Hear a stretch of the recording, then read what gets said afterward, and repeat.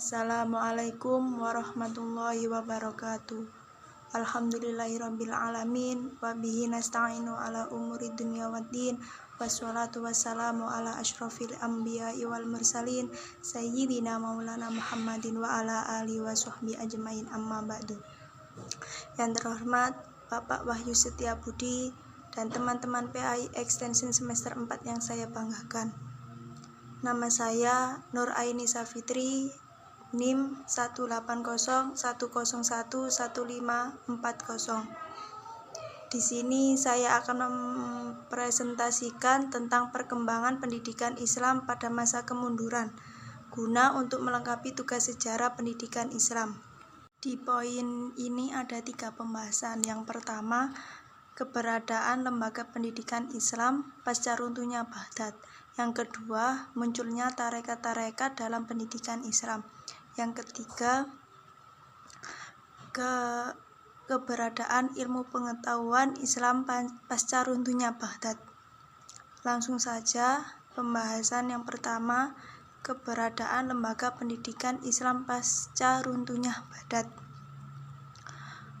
Periode sejarah peradaban Islam yang paling cemerlang adalah periode Khalifah Abbasiyah selama 5 abad, tahun 750 sampai 1258 Masehi.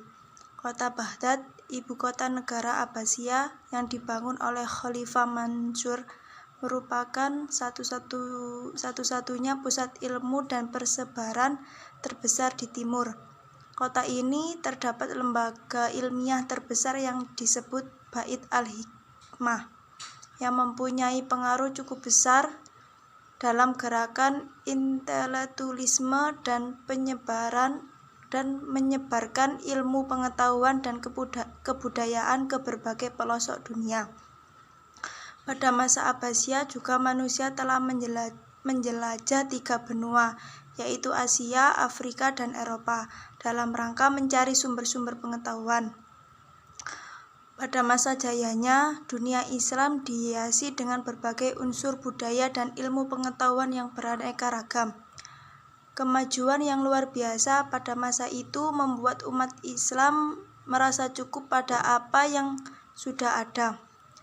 Keadaan demikian berlangsung pada suatu saat bangsa Eropa berusaha untuk merembeskan atau kekayaan budaya tersebut ke barat, dan bersamaan waktunya dengan datangnya bangsa timur atau bangsa Moghol untuk menghancurkan dan memusnahkannya. Peristiwa mundurnya kaum muslimin dari Spanyol dan keruntuhan Baghdad dengan segala akibatnya merupakan masa semakin memudarnya mercusuar kebudayaan Islam. Sepanjang sejarahnya, dalam pemikiran Islam terdapat dualisme pendidikan yang saling berlomba mengembangkan diri dan mempunyai pengaruh besar dalam mengembangkan pola pendidikan umat Islam. Yang pertama, pola pemikiran yang bersifat tradisional, yaitu selalu mendasarkan diri pada wahyu, yang kemudian berkembang menjadi pola pemikiran sufistik atau mengembang pola pendidikan sufi. Pola pendidikan ini sangat memperhatikan aspek-aspek batiniah dan akhlak. Yang kedua, pola pemikiran rasional, yaitu mementingkan akal pikiran yang menimbulkan pola pendidikan intelektual dan penguasaan material. Setelah pola pemikiran rasionalnya diambil alih pengembangannya oleh dunia barat atau Eropa, dan dunia Islam pun meninggalkan pola pemikiran tersebut, maka dalam dunia Islam tinggal pola pemikiran sufistik yang bersifat sangat memperhatikan kehidupan batin, sehingga mengabaikan perkembangan dunia material. Pola pendidikan yang dikembangkan pun tidak lagi menghasilkan perkembangan budaya Islam yang bersifat material. Dari faktor inilah yang dikatakan bahwa pendidikan dan kebudayaan Islam mengalami kemunduran atau pendidikan Islami mengalami kemandekan. semakin ditinggalkan pendidikan intelektual, maka pula perkembangan kebudayaan Islam, karena intelektual generasi penerus tidak mampu mengadakan kreasi-kreasi baru. Hal ini sebagai bukti pintu ijtihad telah tertutup. Menurut Hanum Asroha, kemunduran pendidikan Islam pada masa-masa ini terletak pada merosotnya mutu pendidikan dan pengajaran di lembaga-lembaga pendidikan Islam. Materi pelajarannya sangat sederhana. Materi yang diajarkan hanyalah materi-materi ilmu keagamaan. Lembaga-lembaga pendidikan tidak lagi menyiarkan ilmu-ilmu filosofis, termasuk ilmu pengetahuan umum. Rasionalisme pun kehilangan peranannya, dalam arti semakin dijauhi kedudukan akal dan semakin surut. Dengan dicurigainya pemikiran rasional, daya pemikiran kritis, penelitian, dan ijtihad tidak lagi dikembangkan. Akibatnya tidak ada lagi ulama-ulama yang menghasilkan karya-karya intelektualisme yang mengagumkan.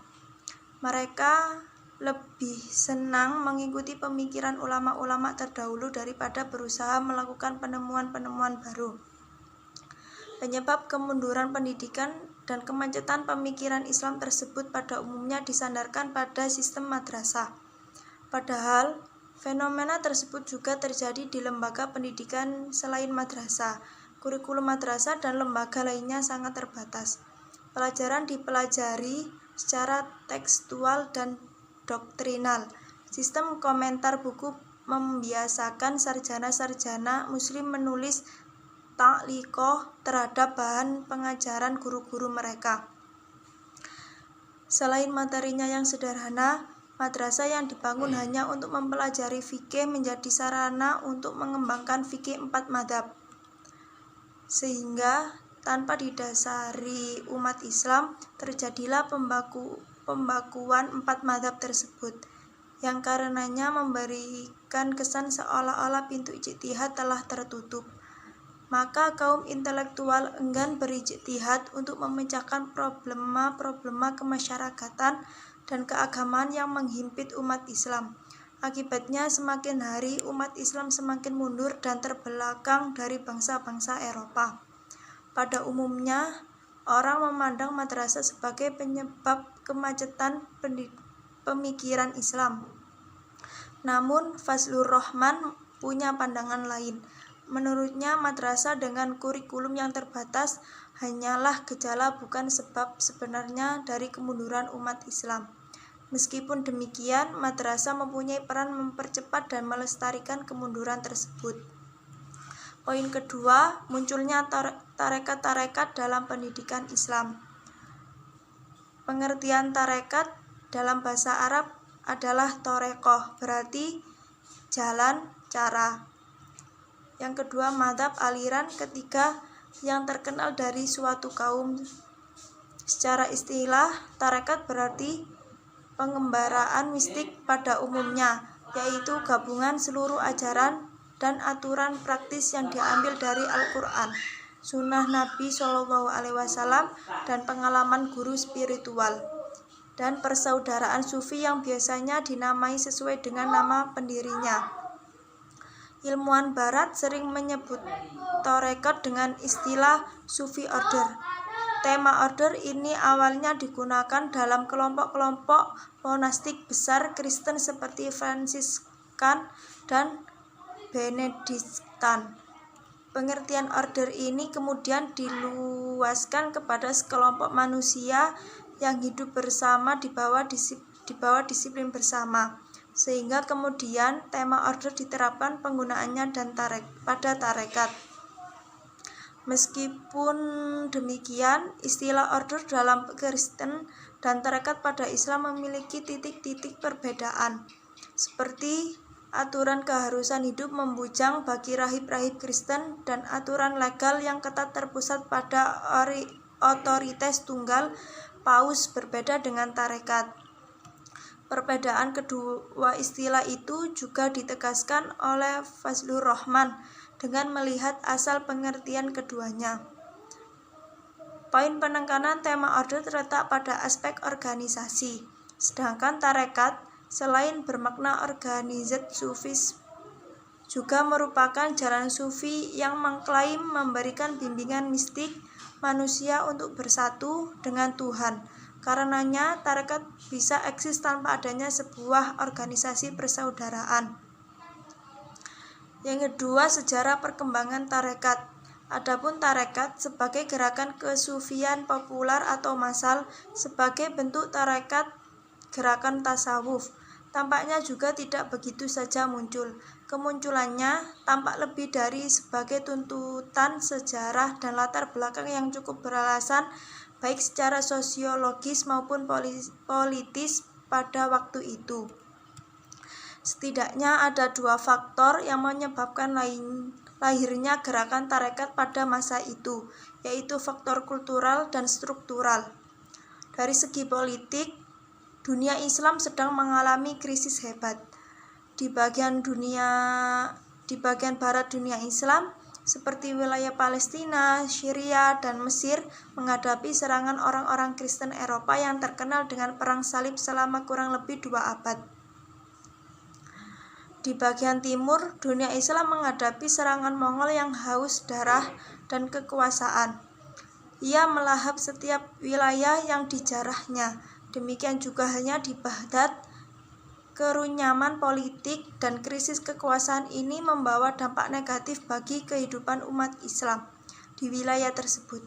Pada masa itu, umat Islam mengalami masa disintegrasi sosial yang sangat parah. Pertentangan antar golongan banyak terjadi, seperti antara golongan Sunni dan Syiah, dan golongan Turki dengan golongan Arab dan Persia. Keamanan terganggu dan kehancuran umat Islam di mana-mana.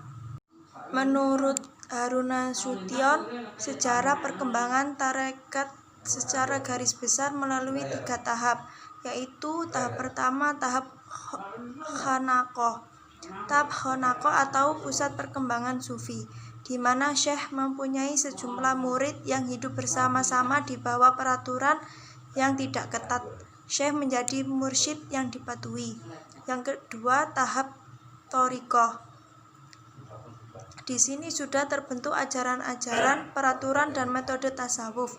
Pada masa inilah muncul pusat-pusat yang mengajarkan tasawuf dengan silsilahnya masing-masing.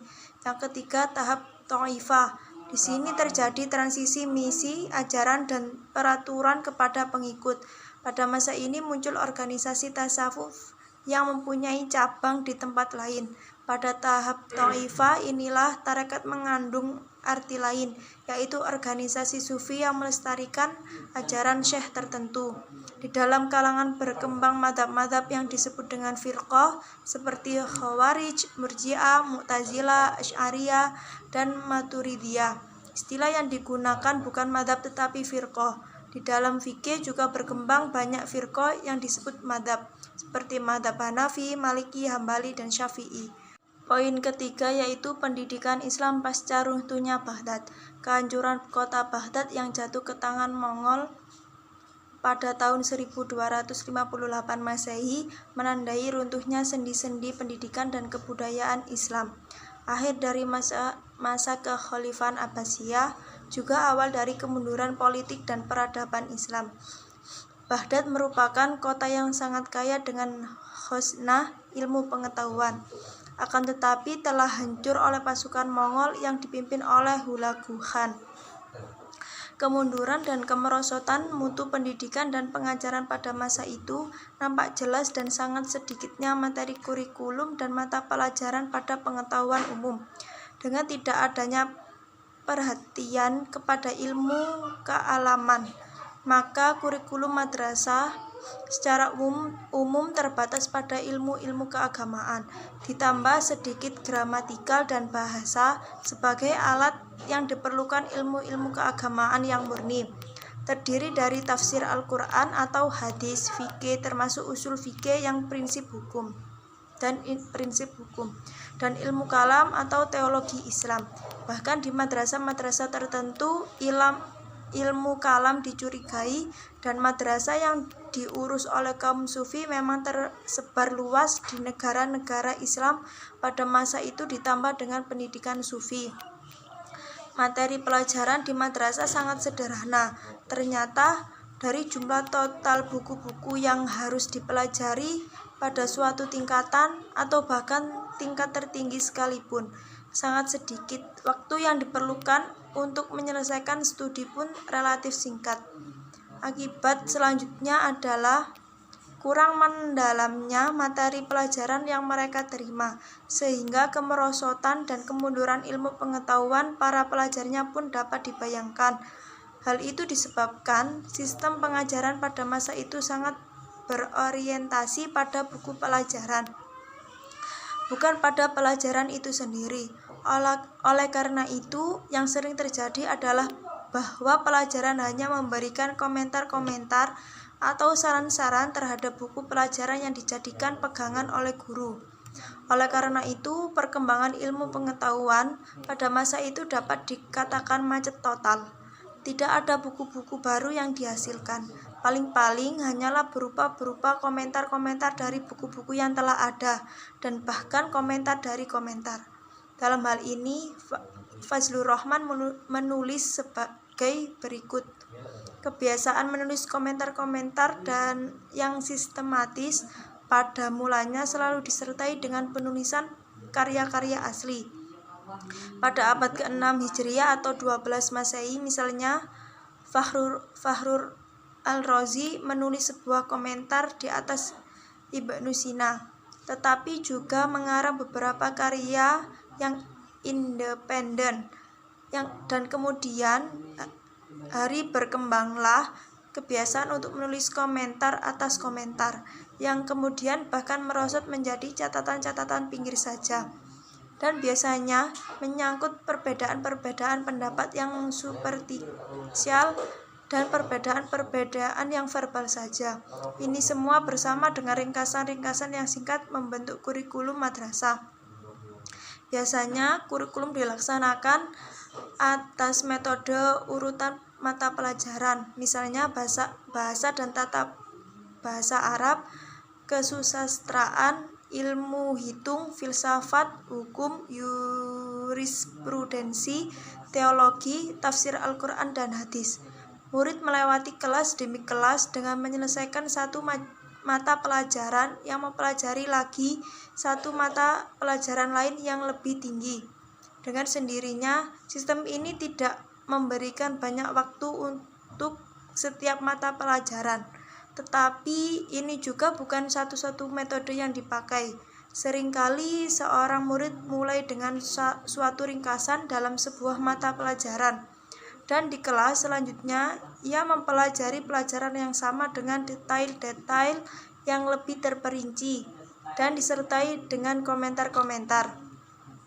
Tugas guru adalah mengajarkan komentar-komentar orang lain di samping teks aslinya, dan biasanya tanpa menyertakan komentarnya sendiri dalam mata pelajaran tersebut. Tambahan lagi, tidak ada persesuaian pendapat tentang mata pelajaran mana yang lebih tinggi dari yang lain.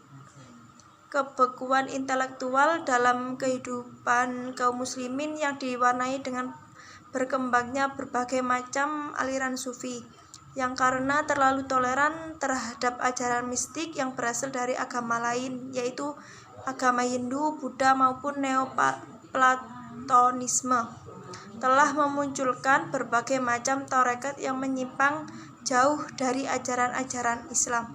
Tarekat-tarekat tersebut dalam perkembangannya dan dalam penerimaan masyarakat menjadi semacam agama populer atau popular religion.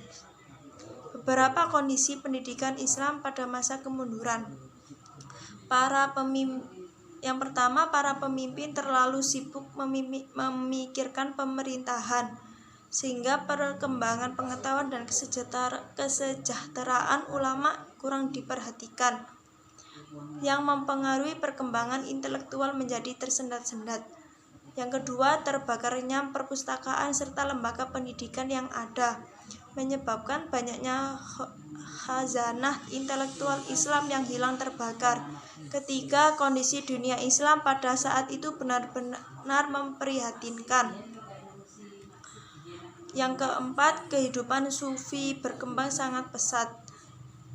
Yang kelima, berkembangnya praktek bid'ah dan khufarat. Yang keenam, berkembangnya taklid buta di kalangan umat Islam.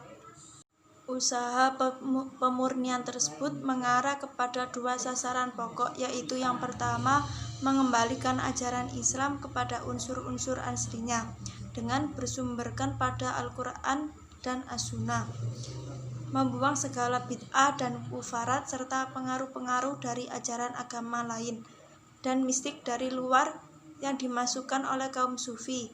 Yang kedua, membuka pintu ijtihad yang telah beberapa abad sebelumnya dinyatakan tertutup. Gerakan pemurnian tersebut merupakan tahap awal dari gerakan pembaharuan yang dilaksanakan nanti pada akhir abad 13 Hijriah atau 19 Masehi oleh Jamaluddin Al-Afghani dan Muhammad Abduh dan Sayyid Ahmad Khan di India. Kesimpulannya, lembaga-lembaga pendidikan tidak lagi menyiarkan ilmu-ilmu filosofis, termasuk ilmu pengetahuan umum. Rasionalisme pun kehilangan peranannya dalam arti semakin dijauhi kedudukan akal dan semakin surut dengan dicurigainya pemikiran rasional. Daya pemikiran kritis, penelitian, dan ijtihad tidak lagi dikembangkan. Akibatnya, tidak ada lagi ulama-ulama yang menghasilkan karya-karya intelektualisme yang mengagumkan.